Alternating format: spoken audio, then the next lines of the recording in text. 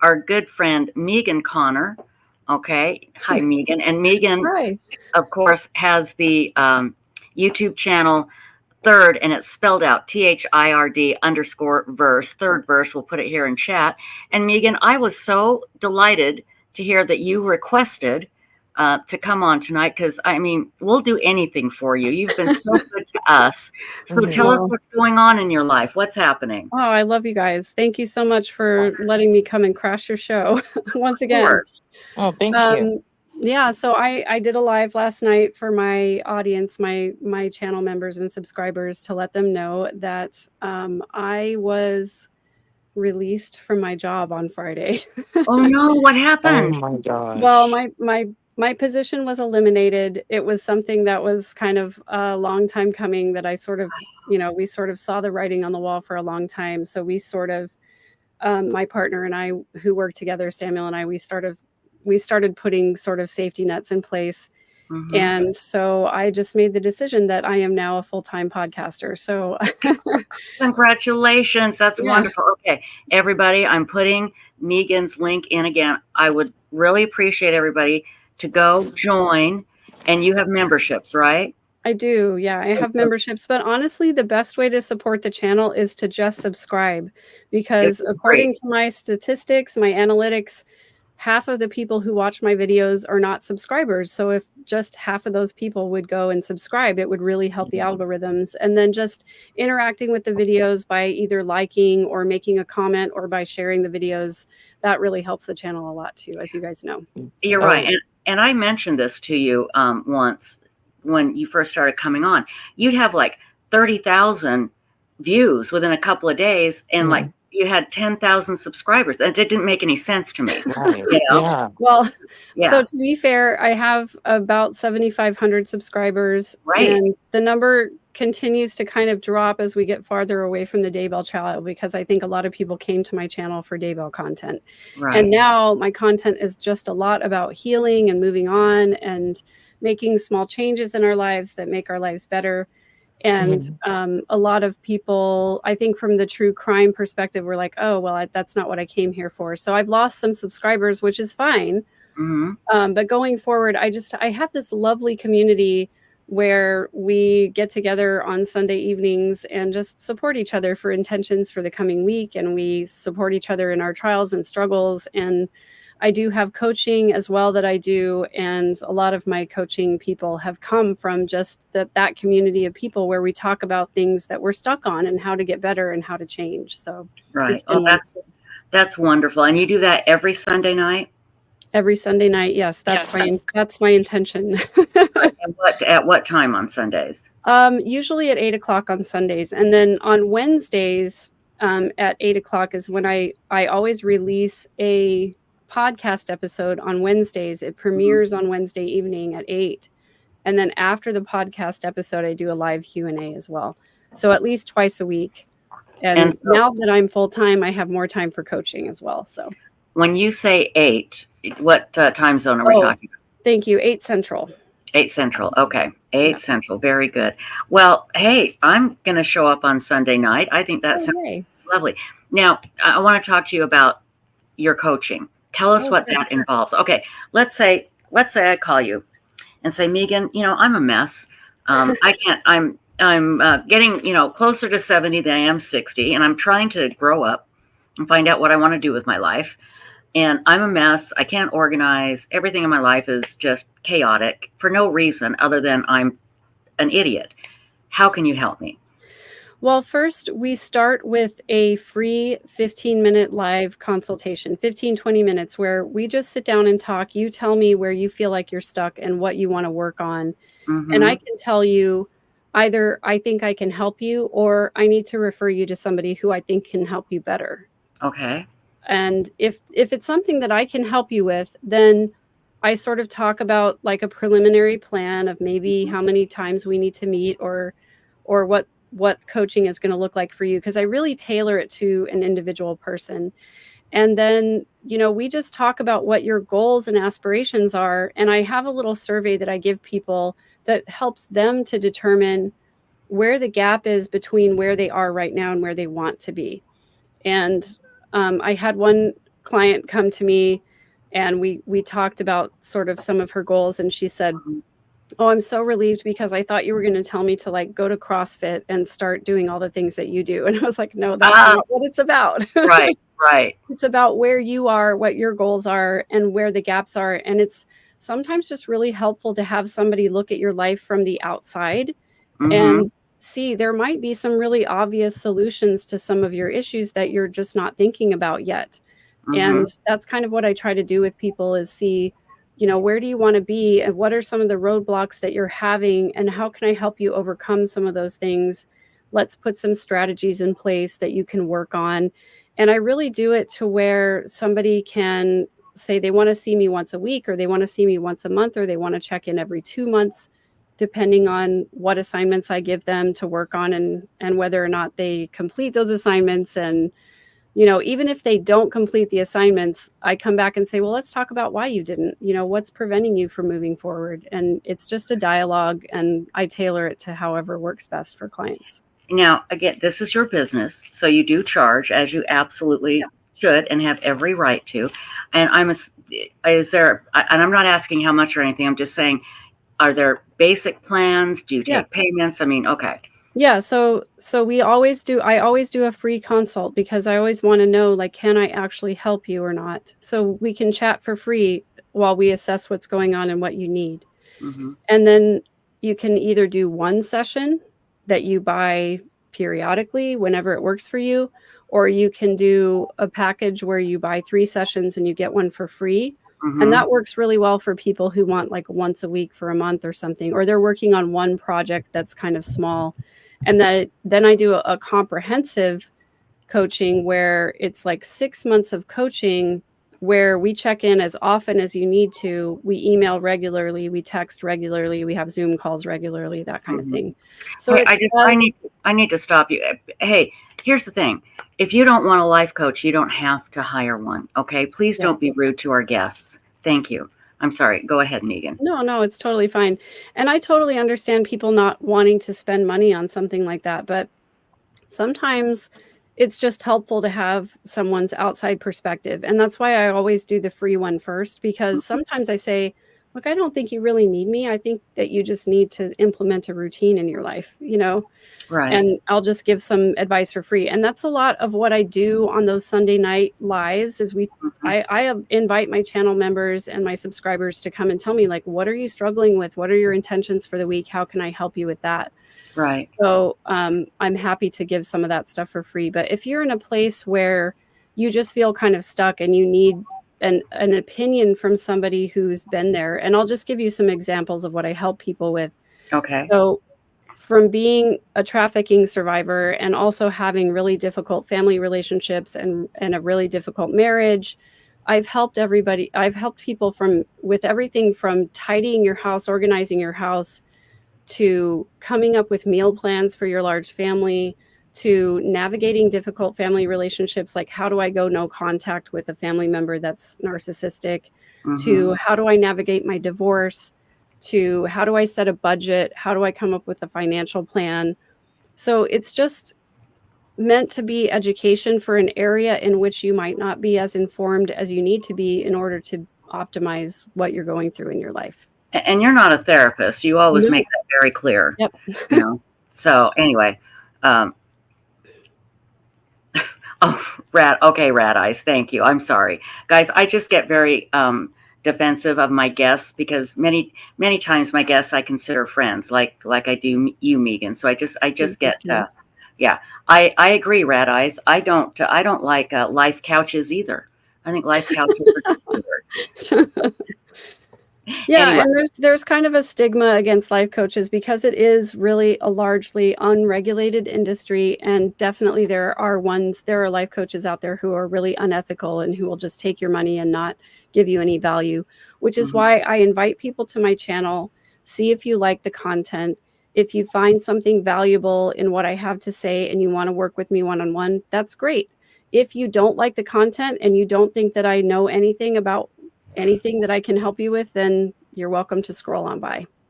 do you mind if people ask you questions about your cousin Lori Cox? Of course not. Okay. And Adam and Alex and that I'm whole always happy to answer those questions because I think that people learn things about their own lives by studying these cases. So, um, yeah. Susan, here is the link to her YouTube channel. And you have your contact information on your YouTube channel, right, Megan? Yes. Yeah. And I Okay. also have a website. It's just third-verse.com. Mm-hmm. My email is megan@third-verse.com. And people are always welcome to email me. I try to answer emails like within a few days. And now that I have extra time on my hands, I can answer more emails. Good, good. Well, I think that's wonderful, and we wish you the best of luck. Now, when Lori's trial happens in Arizona, it's going to be next year. Is that correct? From what I understand now, it's scheduled for February of 2025. Okay. Yeah. Do you think you'll go back then to talking more about the her case, Yeah, I Daybell? think it's inevitable. I think honestly, I think there's going to be some content on my channel between now and then about the case. Honestly, because there is a segment of the whole Daybell theology that still exists out there. The seven gatherers is something that people don't know a lot about. You remember John Pryor was asking everybody about the seven About that, gatherers. right? I have a lot of information about that I have Mhm. dug into, and I've done research and interviews with a few people that have given me more information about that. And the Church of the Firstborn, which Chad mentions in the blessing that he gives to Alex. Those are some issues that I want to dig into. I just haven't had the time to, make it into a comprehensive, cohesive video. So there's a Mhm. lot more to say about the people that are still out there. And that's really the thing that concerns me the most, is that there are Yes. people still out there who believe some of the things Chad and Lori did and who are still teaching some of those things. And I want to talk more about that. So that kind of content is going to be coming out as well.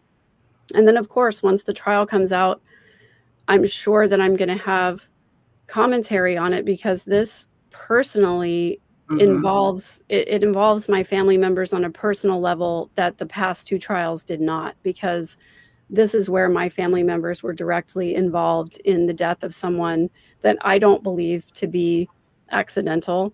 So I will say allegedly, but it's a lot more personal for me than the past two trials were. So I'm sure I'm going to be involved in some way, although I don't know exactly what that looks like until I know what the timing of the trial is and Mhm. what my kid situation is going to look like at that point. So Understood.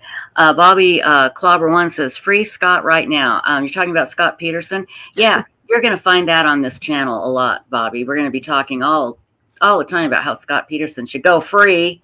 Not just warning you, honey. It's not going to be pretty if you want Scott Peterson to go free when we start talking about it. Okay. But Megan, the Church of the Firstborn, the one that Chad mentioned. Now, is that the one that he thought he was going to be in charge of? Like he and Lori were going to be the god and goddesses of? Is that the name of that church? yeah, so Chad mentioned in the blessing to Alex about being sort of ordained into the Church of the Firstborn. And I think that I have some information from a firsthand source that was part of that group, where the Church of the Firstborn was a real organization that Mm-hmm. was not just limited to Chad and Lori and their group of people. There were a lot more people involved, and there's a lot more information out there. And I've hesitated to share all of it just because it feels very dark and conspiratorial to me. And I'm somewhat worried about, some kind of backlash on that, because I know there are people still out there practicing it. It's a little scary, but I've resonated a lot with some of the things that Kresha Easton has said on her channel, Difficult Mm-hmm. Research. She has done a lot of research into this as well and has some good information about it. So I'm trying right now to decide what it is that I want to share, what I feel safe to share, and what is important to share, because I am worried about the effects of these little groups of cultish people on the larger population in the area, them Right. spreading their lies and misinformation and co-opting more people into their group. And I don't Exactly. know. It's Um, difficult. Hold on. Danny Mitchell has a question here, but I want to answer. Bobby Clobber One says, uh, talking to me, I'm assuming. Do you own a cat? Oh, forget it. I already know the answer. Yeah, I own 47 cats. Okay. And they're all pregnant. Why do you ask, Bobby? Why do you ask? And Vanessa says, Scott may be innocent. You know, I can tell you that the sun will rise in the east, set in the west. Patsy Ramsey wrote the note, and Scott is not innocent, in my opinion. However, we will always welcome differing opinions as long as you're polite. Okay? Mm-hmm. That's all we ask. Now, to Danny Mitchell's question, to Insightful One, which is to you, folks are asking, do you work with teenagers? I do, and I love working with teenagers. I taught high school for 10 years, and I love connecting and working with teenagers, and that's one of actually my passions, because when I was a teenager, I didn't have any kind of mental health help or any kind of coaching, right. And so I love to be able to help teenagers. Yeah. So do you get their parents' permission first? Oh, absolutely. Absolutely. 100%. I talk to the parents in conjunction with the teenager. We come up with a plan together, and I talk to the teenager about what is okay with them that I share and what is not. And then I tell them, there are some things that I have to share with your parents if you tell me. And also just making sure that everybody knows that I'm not a licensed professional and that everything that I do is for educational purposes. And there are certain instances where I'm going to say, you really need to be working with a counselor. And in fact, in a lot of instances, when people come to me with specific problems of trauma or things like that, I say, I will only work with them if they're also seeing a therapist, because there's only so much that I can do as someone who's not licensed. Mm-hmm. Got it. Understood. Yeah. Well, Megan, I am honored that you came on our channel and made this announcement. And again, we will put, we're putting it in the chat, put it in again right now, your YouTube channel, and we will put it in the description underneath our doodad, our video. See, I can't think. But I'm sure I'm going to be calling you, because as Insightful One knows, I could use a life coach. Don't you think, Insightful One? Just like, okay, the other day. Don't answer that. That's not a good question. I was going to say, am I supposed to answer this, or will I not be here? Don't answer that. Don't answer that. The other day, I'm making my stew. I actually had Four Sons' mom on the phone. She was on the phone talking to me, and I'm making my stew. And all of a sudden, it starts bubbling up like it has rabies. I'm like, oh my God. Oh my God. Well, before I left for Salt Lake, I left a little water in it with some Dawn dishwashing soap, because it had a few burns on the bottom. And I forgot. When I got back, the water had evaporated. I knew it was just a few burns, but it was clean. And so that's why it was Dawn dishwashing stew. That's the type of stuff that I do all the time. So that's what I would need help with. But that might need meds. No, well, it's probably, I'm on meds. What more can I do, for God's sakes? You know, I saw your post about that, and it was so relatable, because I've done so many silly things like that before, and you just have to laugh and give yourself some grace, because these things happen. I did crack myself up, I have to say. Well, Megan, if there's anything else we can do, please let us know. We are happy to help, and thank you so much for coming on tonight. I really appreciate it. Yeah, I'm so grateful for you guys. You're always so generous to let me come on and talk about my stuff, and your community is wonderful here. I just love connecting with you guys, and thanks for always just being willing to listen to my inane babble. And thank you for always your willingness to tell us everything about the family. I mean, it's helped us tremendously to understand the Daybell case and their situation. So thank you very much. Okay, my dear. Thank you. You take care now. Thank you. Bye-bye. Good night to everybody. I just want to say hi to a few people. Teresa Cook, my cousin. Hello, my darling. I think I saw Beth B earlier. Hello, Beth B. Red Like Wine again. Marilyn Landis. Kimmy Joe, the Deflectionist. Teresa Cook, Susan Stickler, Laura Thomas, Marlene Clausen, Martha T, Candy Williams, and Lee. Hi, Lee. And Vanessa. Hello, Vanessa. William is here. Retired RN, it is good to see you. Angela Conley. And let's see, Holly, is that Fabani? I don't know how to pronounce that. I'm sorry. It's got too many letters in it. I can't pronounce it. No, Fabiani. That's it. Fabiani. Did I do it? I think I did it. I think so. So thank you. And anyway, if I've missed your name, please forgive me. Laura Thomas, Sterling Nash, Marilyn Landis, Red Like Wine Again, Destiny Mawading, and Candy Williams, Vanessa Monroe, Kelly J, Red Like Wine Again, Marilyn Landis, Teresa Cook, William, Breakaway 34, hello, my God, Fluffy Muffin, it is so good to see you, Retired RN, and Mick Spunky is here, everybody, Diane L, Danny Mitchell, I think I got everybody. Oh, Fabiani. I think I said that or something close.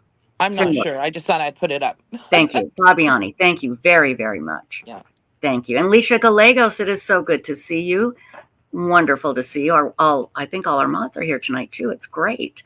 Okay, so let's see. What one did I have set first? Hi, sweet Melissa. Let's see. Who did I have? Let me see here.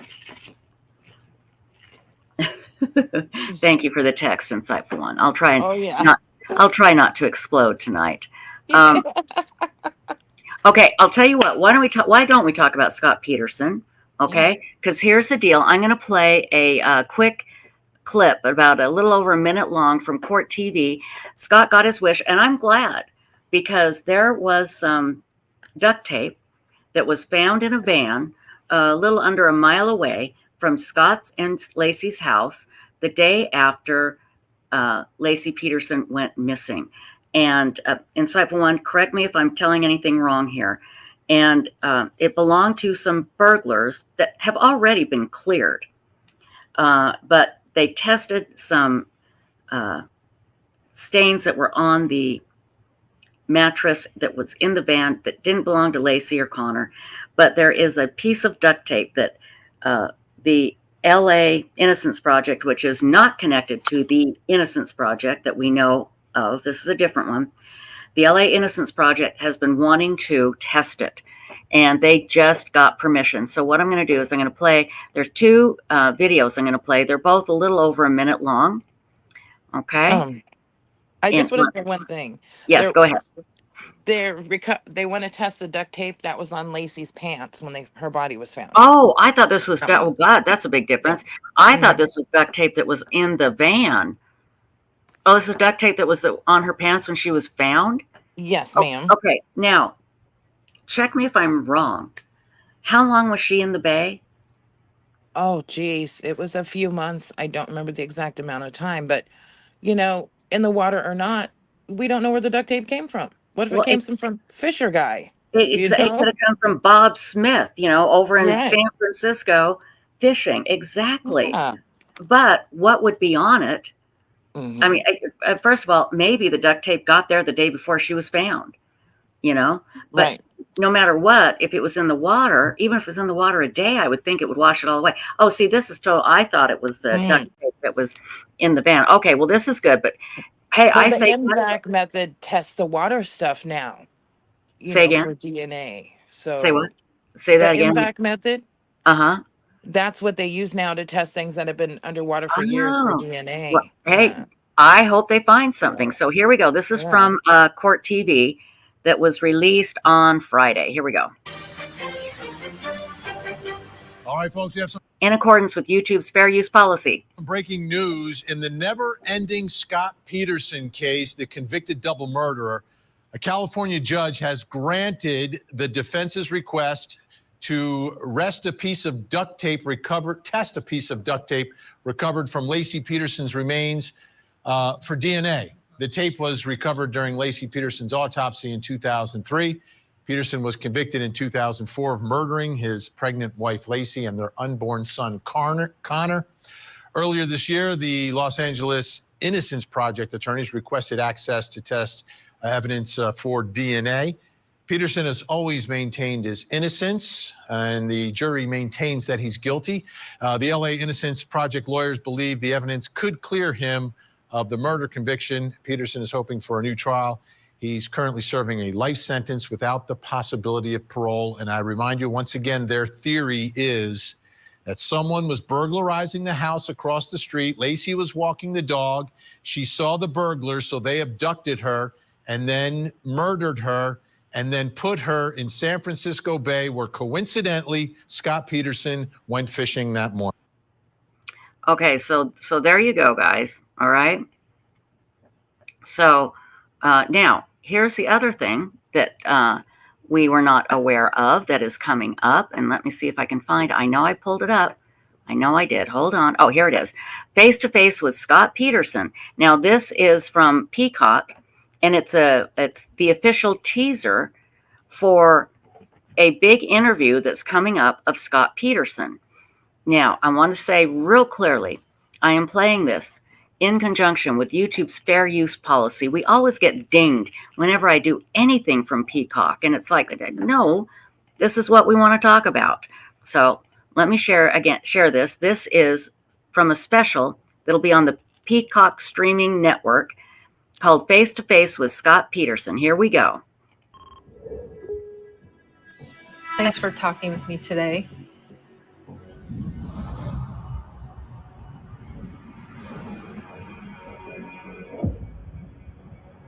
He didn't want to be a dad, didn't want to pay child support, didn't want to pay spousal, and this is the way he thought about getting out of it.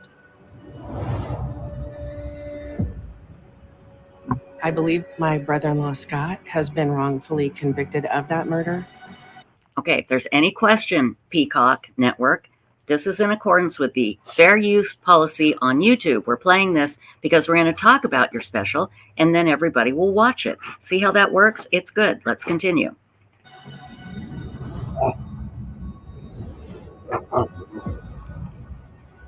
He's been in prison since April of 2003.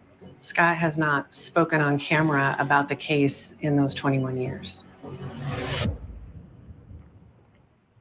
Why should anyone care about what you have to say 20 years later? The deeper you get into this case, the more questions you have.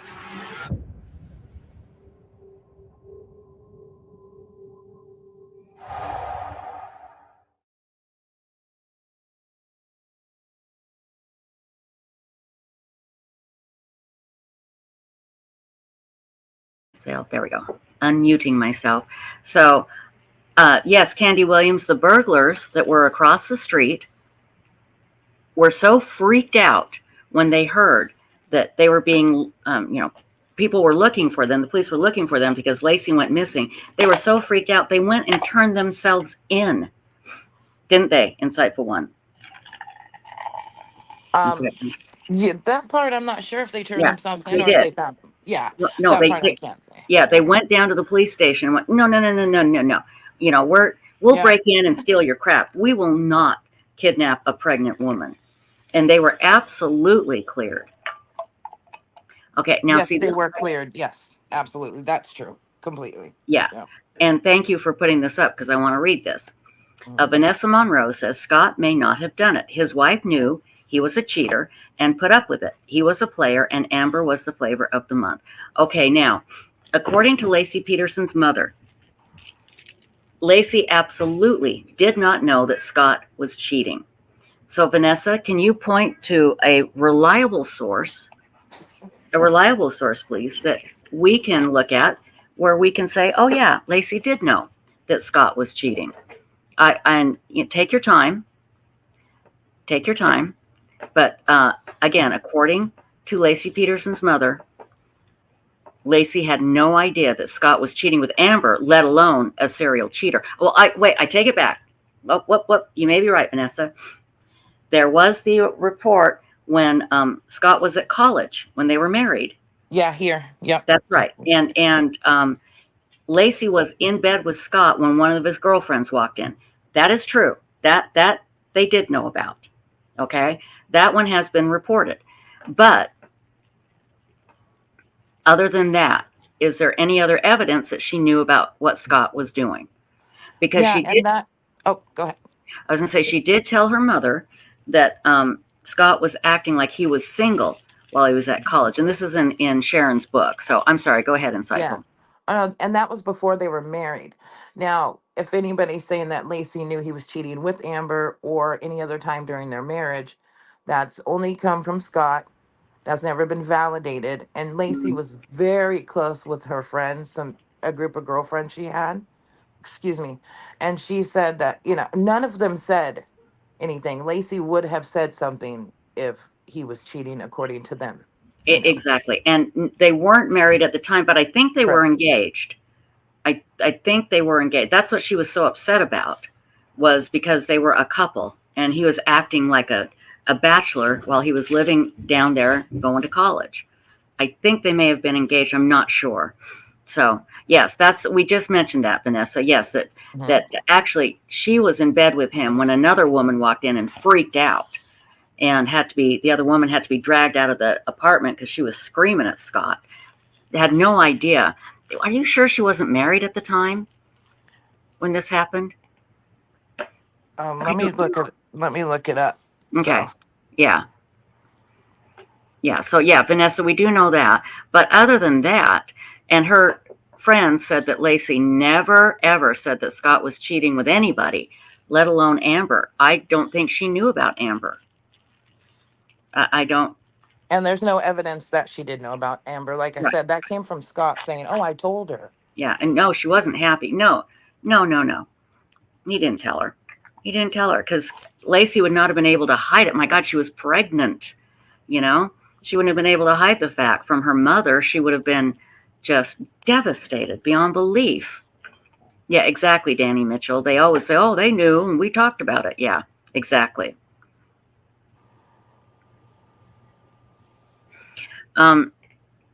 Yeah, it was that I'm going by Sharon's book, Vanessa, and it was that one time, and maybe they weren't married then. I thought they were married, and he was going to college.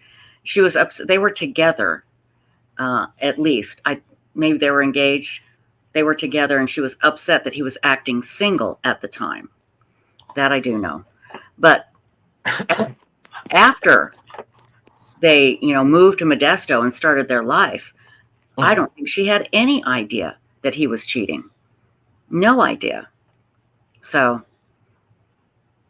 yeah, exactly, Lee. Even if Lacey had known about some past cheating and gave him chances, I seriously doubt she'd put up with this crap when she was pregnant. Exactly. And she wanted more than one kid, too. And she wanted a bigger house. And he was literally a poop salesman in Modesto. He wasn't this grandiose businessman flying around in private jets like he liked to pretend. And with Amber Fry, he could pretend to be all of these things. And she bought every bit of it. He was this wealthy businessman, and he was traveling all over the world. And he was a fertilizer salesman in Modesto, and not a very good one. Yeah. Well, Vanessa, Lacey did let this one go. And again, this was before they moved to Modesto and set up their life. Yeah. Even Insightful One says that maybe they weren't married then. I thought they were, but maybe not. So catching him one time does not make it that Lacey knew he was a serial, cheater. Not at all. Not at all. So, exactly. It is actually in one of my books I have, because I have about 11 of them. And I Mm-hmm. can't remember if it's in the beginning of Dr. Keith Abelo's book or Catherine Cryer's book. It's in one of those for sure. And then, of course, it would be in every book, probably. Yeah, it's in Sharon's book too, and Yeah. it is in Dr. Abel. I love Dr. Abel's book. I was just so disappointed when he did so many stupid things and got in so much trouble. Now he can't practice because he wrote such a great book about Scott Peterson's life. It's fascinating. I practically memorized it. So, okay, see you, William. Thanks for popping in. Let's see. Sue Torellini says, a different perspective. My sister-in-law knew my brother was cheating when she was pregnant and kept it quiet, hoping he would change after the baby was born. That could be, that's a very good point. I just don't think Lacey is the type to keep quiet. I think she would have just blown her stack. And I don't think she'd be able to, according to her mother, she wouldn't be able to hide it emotionally, and according to her friends too. So, very good point, L. No other woman has come forward with their experiences with him during his marriage. See, you can't tell me these women wouldn't have come forward and said, yeah, I had an affair with him. I thought he was, didn't know he was married, told me he was single. So anyway. Oh, Vanessa, I don't doubt that it was more than once. And we don't know. What I'm saying is I don't think Lacey knew about all of them. There could be many of them. Absolutely. He's not going to tell anybody, you know. He could have been hiring sex workers for all we know. We just don't know. So we don't know. There you go, Fluffy Muffin. The jury saw all of the evidence and the jury found him guilty. And he got lucky. He got off death row. And now he's life in prison. So, hi, Karen Canada. Good to see you. Let me just go through here. And then somebody else in chat earlier had asked about Evelyn Hernandez. And what about Evelyn? The other pregnant woman that had a child that was found in the bay. Yes, tell us about that. And so she was having issues. You know, she had one child. It was her and her child that went missing. Mm-hmm. And so she was having issues with the father of the baby she was pregnant with. And it was pretty contentious. And he didn't want to pay money. And there was a whole bunch of stuff. And so, you know, he's kind of the person people think. It wasn't some kind of like satanic ritual thing going around killing pregnant women. There's nothing that leads to that. It kind of all leads to someone she knew, you know, kind of like what happened with Lacey. Right, but he wasn't charged, or was he? I can't remember. No, he hasn't been. But I mean, you know, when you look for suspects, it's like that. There's your one on a silver platter right there. Yeah. And there was nothing to indicate that Evelyn was anything to do, like you said, with any sort of serial killer or satanic thing or anything. Now, On the Go with Flo says maybe the other women didn't come forward because they were married too. Very well could be. We don't know. You're absolutely right. AT Chick says, what was Amber's job again? She was a massage therapist. Yeah. A legit massage therapist, not the happy ending massage therapist. So, hi, Emma Roth. Good to see you. Oh, thank you. Yes, hit that thumbs up, my darlings, please. Exactly, Sterling Nash. Scott Peterson subscribed to an adult channel on their living room TV the day after she disappeared. He knew she wasn't coming back. Another great book to read is Blood Brother. Is it 29 Reasons Why My Brother Killed Scott Peterson? By his sister Anne, who is one of the kids that Jackie put up for adoption.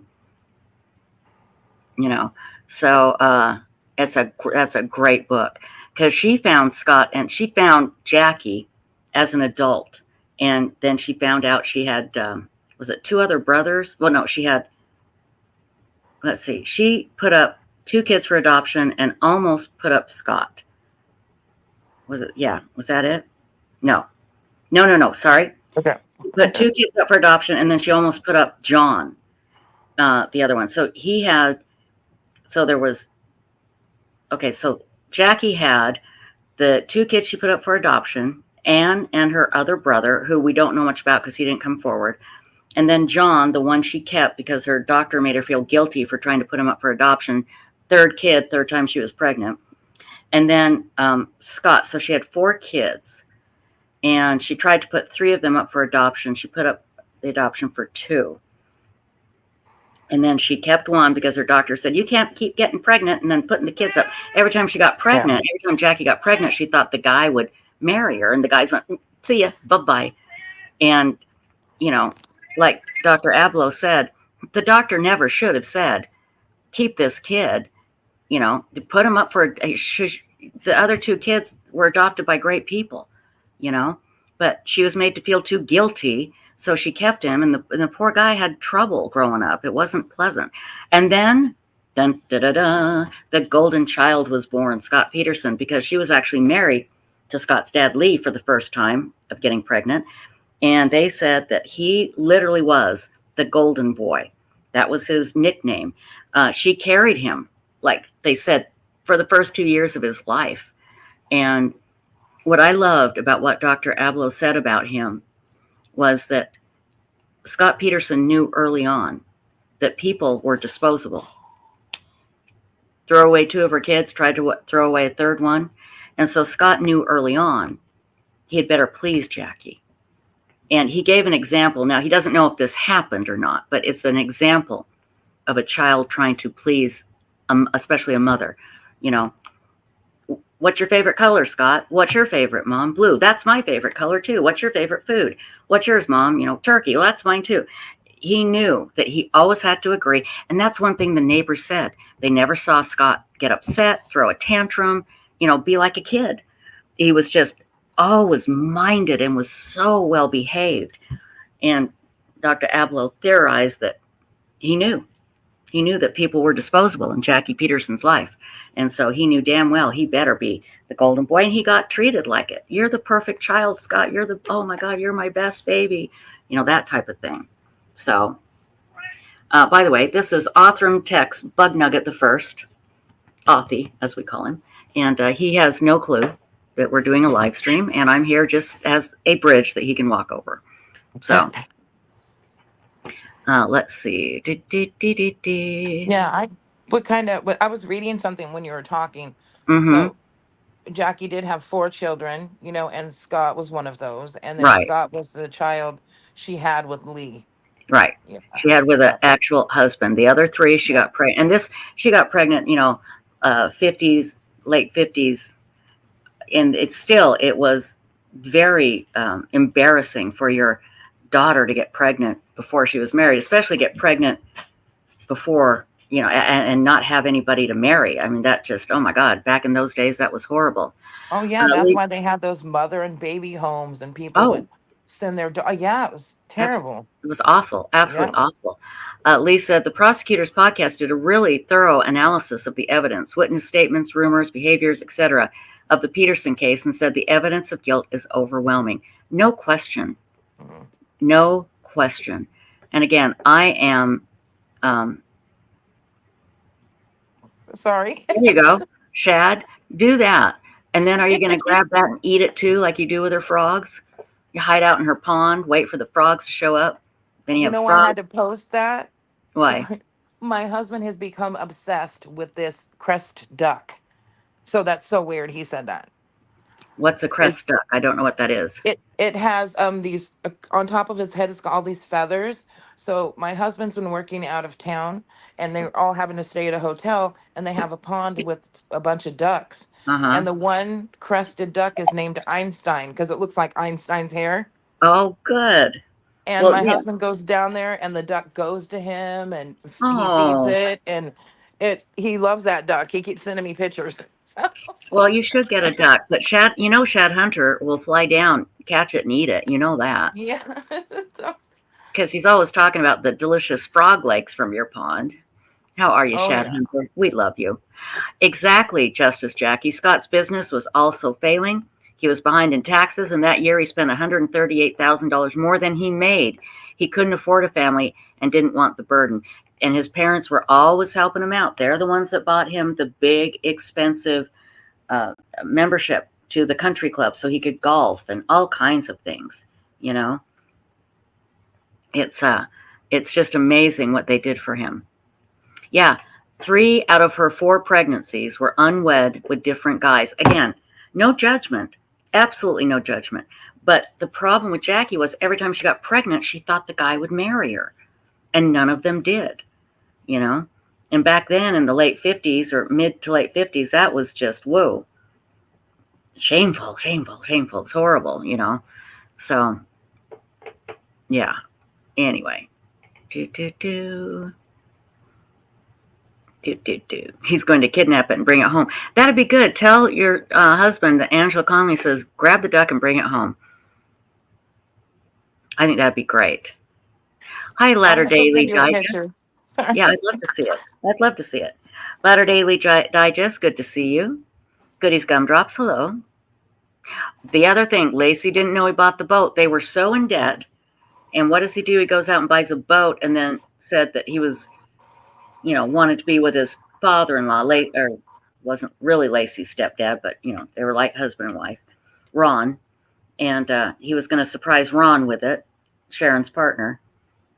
And no, he bought it to dump her body. He planned this out. Oh, Lee, I could tell you so much about Jackie Peterson.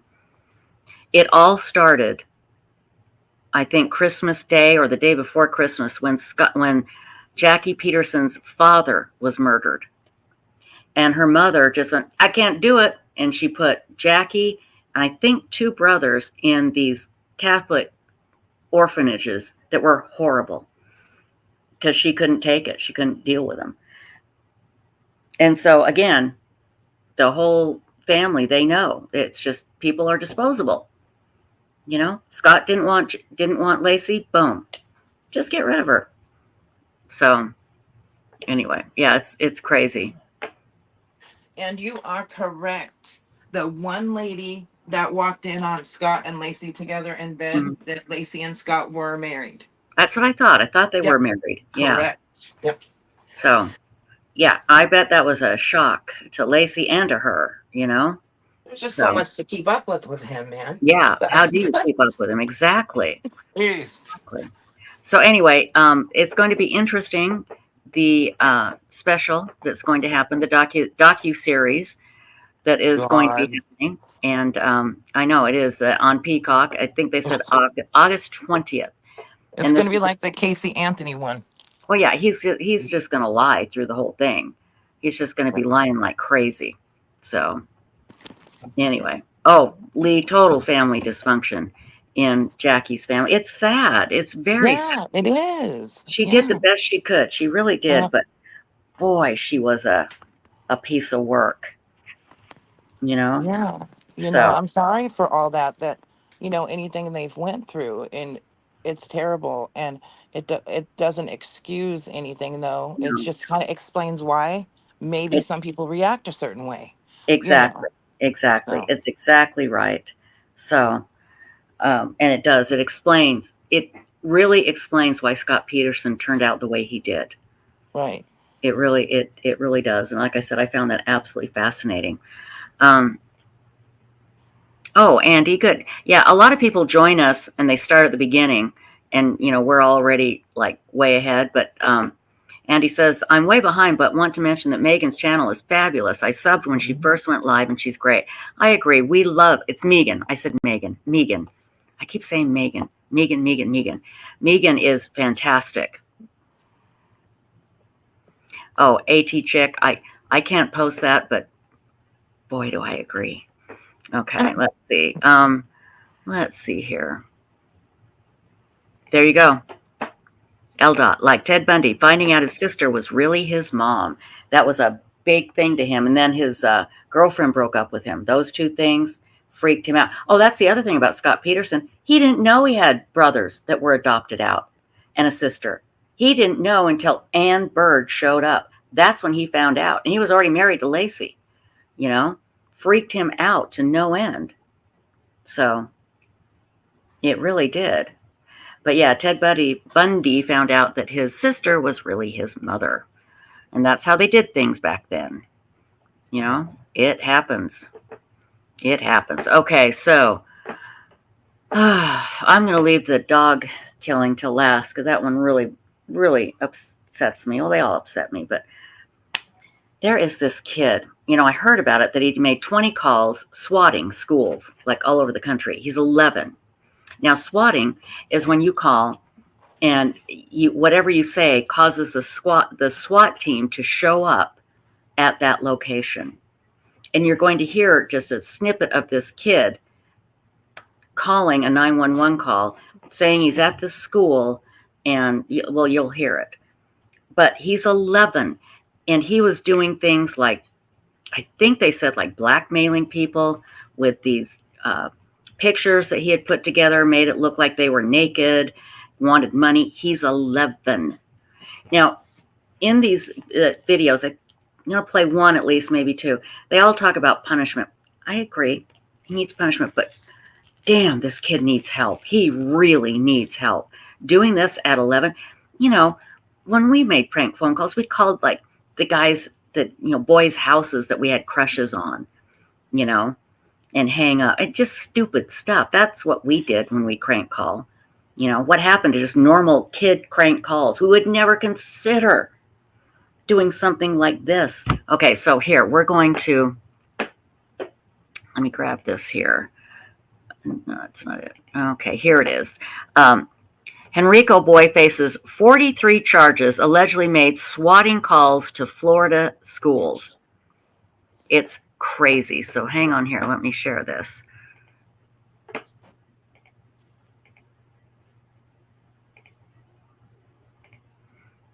Here we go. And this is from WTVR CBS 6. County Sheriff's Office to bring that 11-year-old boy into custody last week. They say they conducted multiple interviews with his family, along with executing search warrants that yielded enough evidence for them to bring nearly 30 felony counts and 11 misdemeanor charges against the child. Don't let his age fool you. He's a smart and dangerous kid. Flagler County, Florida Sheriff Rick Staley had sharp words to describe the actions of an 11-year-old Henrico boy who CBS 6 is choosing not to name. It's also evident this was not a kid's prank, but were deliberate acts. Law enforcement says the Virginia boy made a string of 20 swatting calls to Florida schools in May. They say he also made a threat to the Maryland State House and swatting calls to Nebraska, Kansas, Alabama, Tennessee, and Alaska. Police say the hoax calls pertain to mass shootings or bomb threats to emergency communication centers. What we learned was frankly shocking and alarming, especially considering today. Law enforcement said the calls traced back to Henrico boy's address, and through voice verification, they were able to identify who it was. The Flagler Sheriff's Office worked in conjunction with the Henrico Police Department to execute a search warrant at the boy's home earlier this month. That's when officials say they learned disturbing details about the child's internet history during interviews with his family. Had a very dark side and a very dark sense of humor, and looked at disturbing material online, such as videos containing animal cruelty. As time went on, his online activity and dark behavior became more concerning to the family, but they apparently did nothing. The sheriff's office says his actions and behavior were confirmed after they gained access to his electronics. He also admitted to other criminal acts that included online sexual cyber harassment, sextortion, and swatting on behalf of other people. People would pay him cryptocurrency to make swatting calls for them, or to not release nude or compromising pictures that he had manipulated kids online to send them.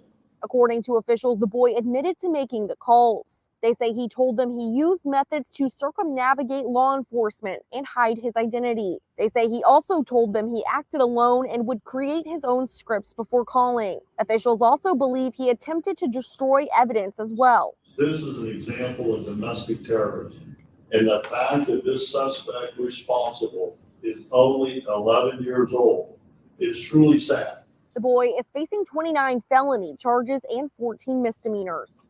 It's also evident that without intervention by our agency, he was escalated. This kid needs to be held accountable, and he needs to get serious help.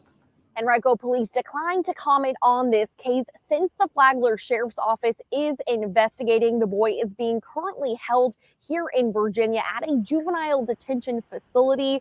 The Flagler Sheriff's Office is working to try to extradite that boy back to Florida. In Henrico, I'm Maggie Marshall, CBS 6 News. Did you hear that? Sextortion. He's 11. Jeez. He's really, you know what? This kid is beyond troubled. He is really needs some help. I mean, they don't say, yes, this 11-year-old's a psychopath. They don't do that. They wait until they hit adult, you know, if they're adults or they're in their early 20s. But boy, I can't, I mean, what happened in that family? What happened? Something happened. This Well, I wasn't. wonder how it got started, because he was doing it as a job. How in the heck did somebody go up to him and say, hey, make this call for me? And then he just said, hey, I can make money off this, or what? It was probably like that. But Yeah. how did he get going with sextortion and animal cruelty? And somebody in that house was showing him these things, either probably abusing him more than likely. you know. And the fact that family was worried and did nothing, big red flag. Big, big, big, big, big red flag. So, I have something, okay, so my youngest son is 23. So the whole time he's been alive, there's been the internet. mhm, And it was like 15 years ago. I was in this game. I played this game and I was in a group and called an alliance, and we had some teenagers in there. Well, the mhm, teenage boys in there were like 14, and I learned so much from them. They would say the grossest, most inappropriate stuff, and mhm. I'd ask them, "Where do you get this?" And they're online. Of course. They can look up anything online. And then Yeah. I told the kid, I'm putting parental blocks on my son's tablet, and he goes, "Tell your son I'm sorry." He was making a joke. Well, But good. I'm seriously, glad you did. yeah, these kids knew all this stuff you wouldn't even imagine them knowing. Some of it I didn't even know what it was. And online they find all that horrific stuff. Absolutely. The Mm. internet is great and horrid at the same Yeah. time. AT Yeah. Chick says, I went to a work meeting one time where the kid was essentially going to turn out like Jeffrey Dahmer. His mother was advocating to Mm. keep him in custody for life. A kid, yeah, but keep him in custody for life. I get it, you know. Yeah. AT Chick says he started around 8 or 9. Exactly, Justice Jackie. 11-year-olds don't just come up with these ideas. Somebody taught him. Somebody in that house was horribly abusing him. Yeah, That was how I thought until this internet stuff happened. Because we know when you have 3-year-olds saying certain words, sexual words and stuff, somebody they heard that somewhere. Or somebody right, told them that. right. Now with But the internet though, I don't know. well, My yeah, opinion. yeah. I just can't imagine this kid didn't have somebody showing I him know. what to do. I mean, there's got to be Yeah. some weirdness in that house, and the fact Mm. that they said the parents were concerned but didn't do anything. And yeah, and Yeah. that's just it, burnt popcorn. Kids are exposed to stuff they can't handle. They don't know how to handle. Right. Their mind, their subconscious is going through mental gymnastics to handle all this crazy stuff.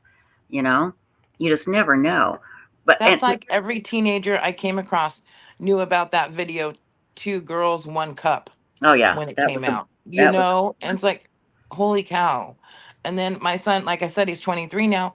And I was talking to him a while back, and he was telling me about these videos he saw online when he was younger about of people being murdered. And like the one Nick, it was during the war, when they cut his throat and filmed it.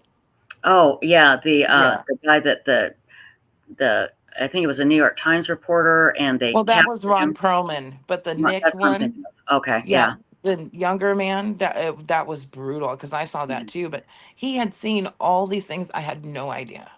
It's very It is shocking. it is terrible, but the thing is with this 11-year-old, Yeah. he somebody had to show. I mean, he could see these things online, but Hmm. somebody had to show him what to do.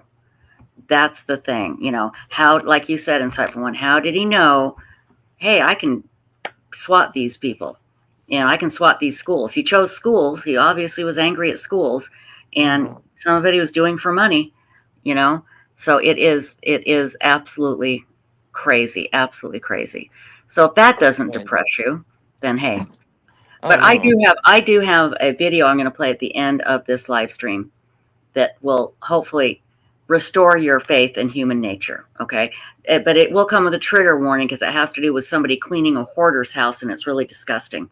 But now I want to talk to you about what happened with this little boy that was attacked by a dog that is it's called the American XL Bully. It's a bully pit. I think bully pity is what it's called, or bully pit. And it's Oh. a bulldog and a pit bull. And it makes them really, really, really large, really big.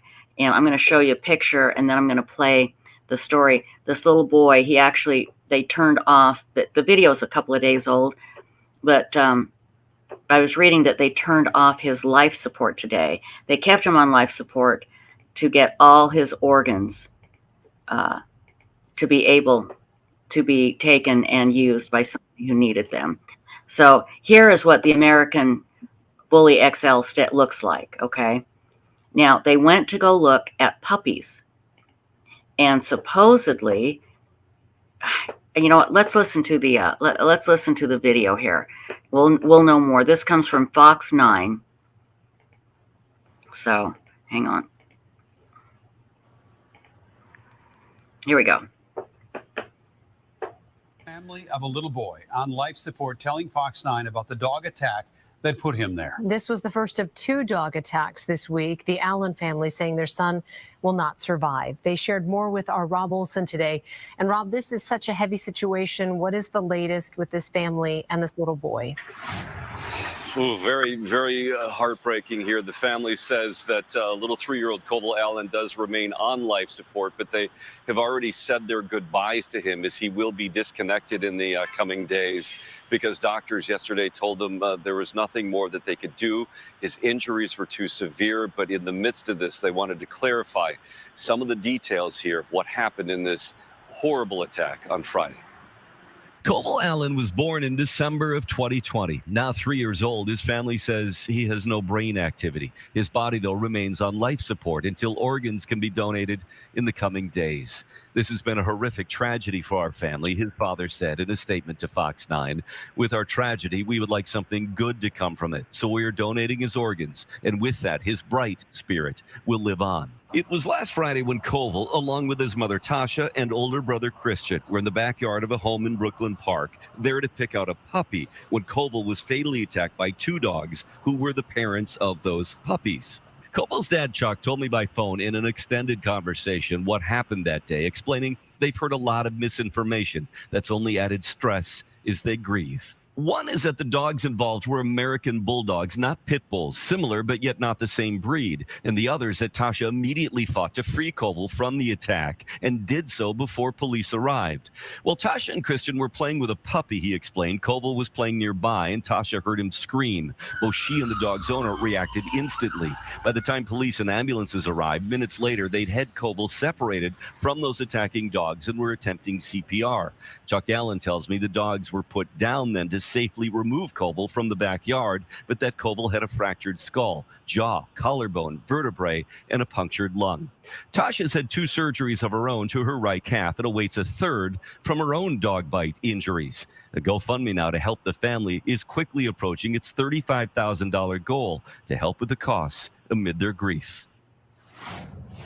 Yeah, such a difficult situation here. Again, Tasha will be getting a skin graft operation probably next week now to her calf again. And they say that was sustained as she immediately responded. She had saved Koval from these dogs once, and then he slipped out and they attacked again. And she and the homeowner, the dog's owner, freed him a second time. But again, his injuries too severe, and he will be disconnected from life support again in the coming days. Live at HCMC, Rob Olson, Fox 9.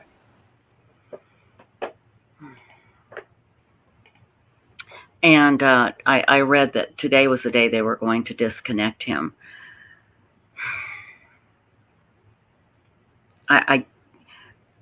Here's the thing. I'm not an expert, but you know, it wasn't your classic pit bull. It was a pit bull bulldog mix. They mix them to be bigger. Okay. Now, if it wasn't in this video, it may have been in another one that I watched. I thought they said the dogs, like, I don't know if they meant the mom and the dad dog attacked him, but what I would like to know now, okay, if it was a male dog there, was that dog intact? That's the first thing I always want to know in any sort of pit bull mix attack. Was the dog neutered? I wish they had stats on that, because I would bet every attack, almost every attack, is with a non-neutered male. I don't, you know, you'll get, there's an organization, in fact, I watched a video and they interviewed this organization. Their whole point is to try and show that pit bulls and pit bull mixes make great family pets. And they're interviewing about this kid that was killed by these dogs. And they're like, well, this isn't normally what happened. I don't know. guys. I just don't know. It really bothers me. It really does. So the picture that I showed Lindy was not a picture of the dog. That was just a picture of the type of dog that it was.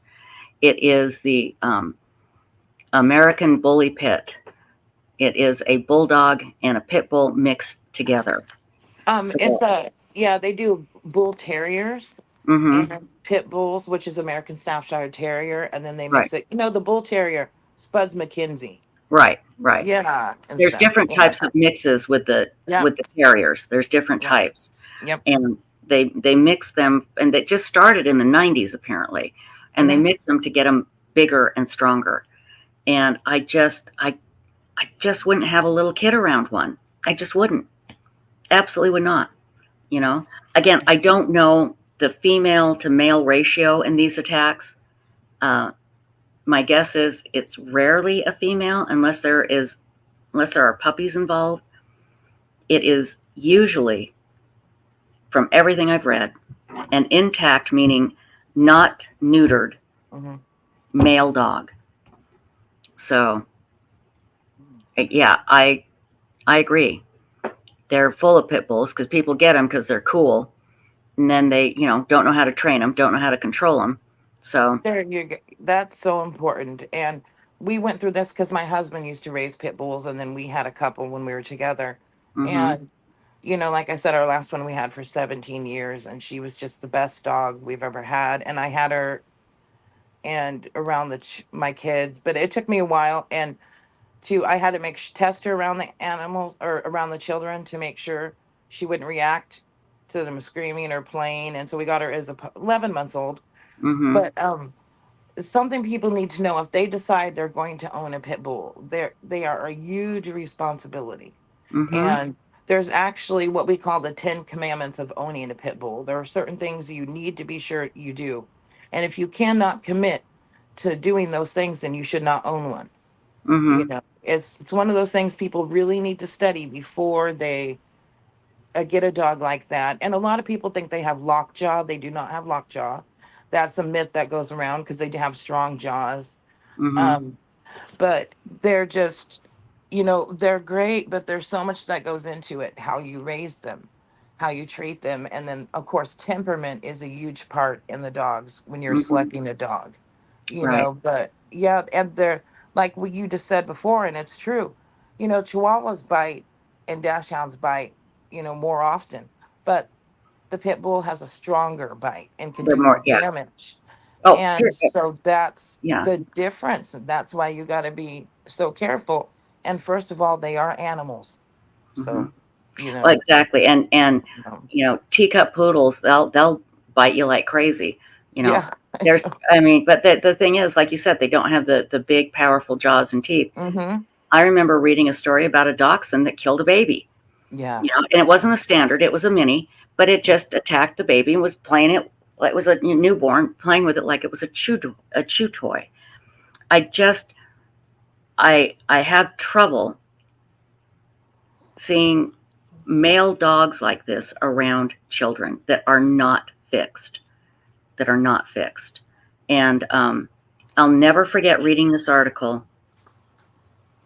This man and woman, and they had a family, and it was a purebred pit bull, and they supposedly did everything.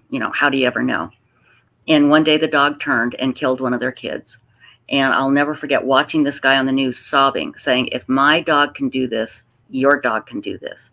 There was nothing to indicate that this dog had any trouble. So, yeah, Chow, another one that worry me. Chows worry me. They just worry me. Any dog you have to be very careful. I don't care if it's a teeny tiny dog because it can still hurt. So, yeah, Fluffy Muffin, that's what I heard, that they banned the XL bullies in the UK there. Oh yeah, they're strong enough to break. Absolutely. Now, this is an interesting breed. I would like to see this breed. Pit Bull Chihuahua. What does that look like, Monica? I was just going to tell her. My son's dog She's 12 pounds, and Mm-hmm. she's a gator pit bull What's a chihuahua. gator? What's a gator It's pit bull? just a different breed. They're Mm-hmm. kind of a little shorter to the ground from the ones I've seen, but that could be just that dog. So my son's dog is a chihuahua, miniature gator pit, and a boxer mix. And Yeah. I've never seen a dog like her, but she's tiny. She's 12 pounds. So Right. yeah. Oh, okay. I got to show you this picture of this dog that is the weirdest picture of any crossbreed I've ever seen. Are you ready for this? Uh-oh. Oh, Maybe. it's a pit bull and a dachshund, a pit bull and a wiener dog. Okay. And if it's the same one, I think it was having trouble getting, this is years old.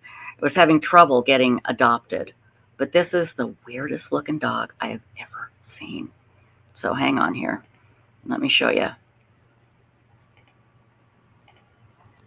Can you see it? Hold on. Oh my gosh. Isn't that a weird looking dog? Oh my God, he's so cute. I'll admit he's adorable, but let's see. There he is. Look, he's got the short legs, but the pit bull head. I know. I know. Oh I know. And so gosh. anyway, let me tell you the story about him. This is years old. Let's see how old this is. 2015. His name was Rami. The dog is one of the most unlikely mixed breeds we've ever seen. The energetic one-year-old pup, a cross between a pit bull and a dachshund, is being offered for adoption. This is a humane society in Georgia, and they couldn't get. I remember they just couldn't find a home for him because he was so weird looking. You got to admit that's a weird looking dog, but it's kind of cute. But he's got a dachshund body and a pit bull head. It's like they took a dachshund body and just screwed a pit bull head on it. You know. It is crazy. A pug wawa. What's a pug wawa? A pug and a what? A wawa would be a chihuahua. Oh, let's see what that looks like. Yeah. Hold on. Let's see. That looks hilarious. That looks like it would look, sounds like it would look hilarious. Pug wawa.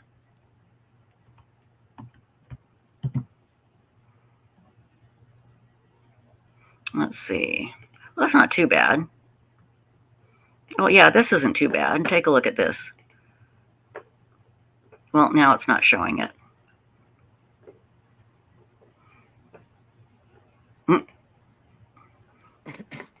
Oh, come on. Let me find a better one. Hold on, guys. Let me find a better one. Just a minute. Let's see. Because it does sound kind of odd, don't you think? People mix everything now, and they're called designer dogs now. Yeah. Here we go. Here you go. Here's a good one. Let me show you.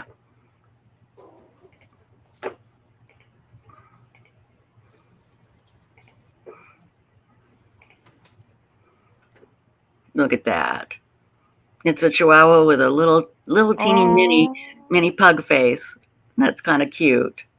That's so cute. It is. Okay, guys. Big trigger warning here. I'm going to show you a video from this woman, and I'm going to put a link up in our description.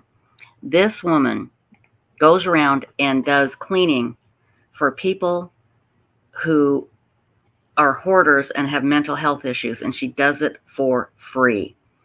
Now, hang on. I'm going to get her video. I may show one that's a little longer. Let me grab it here. Where is it? Because I got a 60-second one, but the one where she explains everything is just amazing. Let me see here. Come on, let me go. Videos, let's see. Oh, and I sent you a couple animal pictures, including the duck, the crested duck. Einstein. Thank you. Yeah. Thank you. Let's see. Is this it? Okay. Yeah, this is a woman who was stuck in her home. And this sweet angel, she does Not the Worst Cleaner is the name of her channel. And she goes around and does this for free. Now, guys, this is going to be really gross, okay? I'm telling you now, it's going to be really, really gross. But she explains why she does it and what's wrong with this woman. And it is so compassionate. I can't even believe it. So, again, trigger warning. And I'm going to go take a look at those videos that you sent me, pictures. Hang on here. Okay, the name of this channel is, again, Not the Worst Cleaner. And this is a minute 42 playing in accordance with YouTube's fair use policy. Here we go.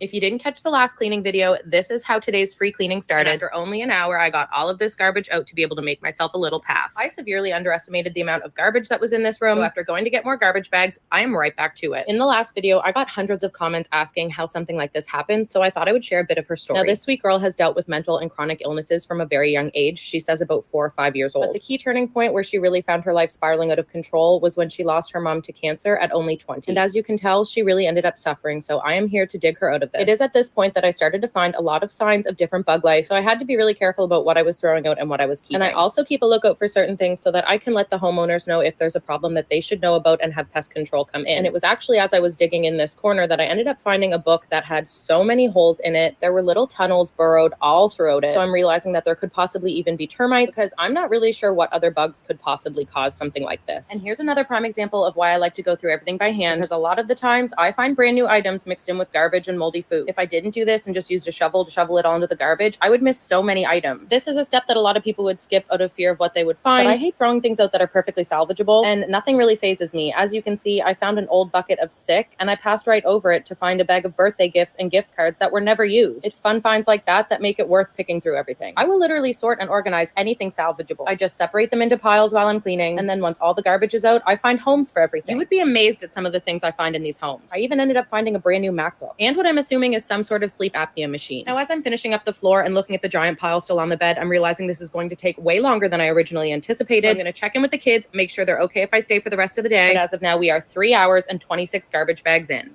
If you didn't catch the last clean, you know what? That actually wasn't the one I wanted to show you. I do think I want to show you this other one. Hang on. Let me get it out of here, because it's the way she describes it is so compassionate. It's just so compassionate. Hang on. Hang on. Hang on. I'll get it. I'll get it. Dragonflies. Here it is.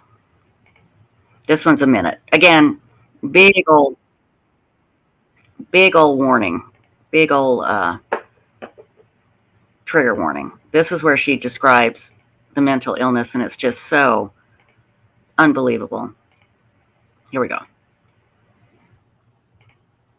Dubs today saying so not motivational, just wanting free services. I'm so sorry you do this for free. Okay, now this is serious. If you do not like what I do, but you watch, follow, and comment on my content, put your hand on your chest and say this 3 times, I am a fan. I'm just kidding. But I will give you your crumb of affection. Let me truly, from the bottom of my heart, deeply apologize for confusing you with my free cleanings. Please let me reassure you from deep within my soul that these people are not putting themselves in these situations for a free service. I promise you, no one wants to live like this. These people would give anything to change the way their brain works and just be able to start. Imagine constantly living with a scream deep inside of you, and that scream is yours, and no one else hears it. Well, I hear it. I hear it, I see it, and I feel it when I look at them. People can only understand others at the depths in which they have met or seen themselves. And to put that in simpler terms for you, you are extremely fortunate to have never experienced poor mental health that can debilitate you like this. At the end of the day, these people are hurting. I picked one of the nicer comments from LM Dubs today saying, so not motivational.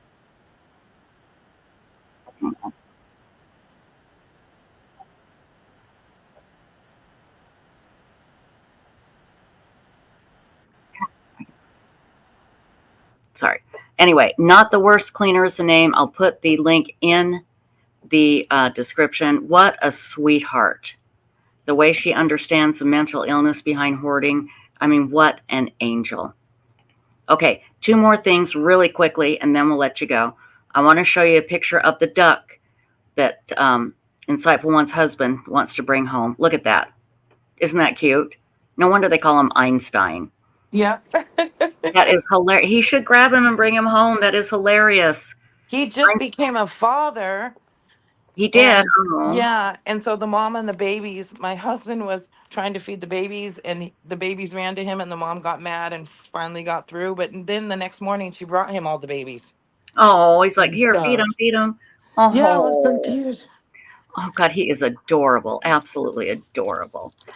Okay, everybody, don't forget on Wednesday, we have the one and only amazing Aphrodite Jones, and she's got a lot to talk to us about tonight. But tonight, I want to show you this amazing place called DNAsolves.com. Now, I know you like the fact that you don't have to listen to me whine about donations and I need help. And we don't have to do that anymore. We're very, very lucky. So what we're asking you to do is, if you like the fact that we are ad-free and you like this channel, if you could just once a month make a donation to DNA Solves. You can sign up, and then what they do is they take your monthly donation and they put that money where it needs to be, because they do DNA testing on the unidentified remains of missing people. And then they're able to contact the families and say, we have found your loved one. The thought of not knowing where your child, husband, wife, brother, sister, friend, cousin, knowing that they just vanished and you can't find them is god awful and gut wrenching.